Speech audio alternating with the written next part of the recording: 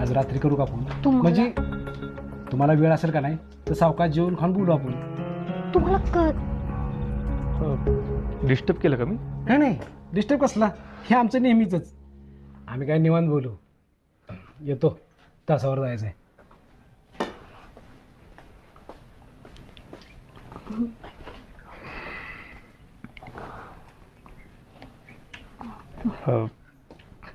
मलाही तास आहे, येतो.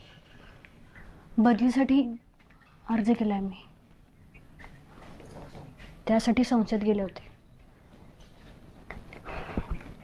आता लवकर जाईन इथून. अहो मॅडम, एवढं मोठं पाऊल. यापुढे इग्नोर करायची गरज नाही.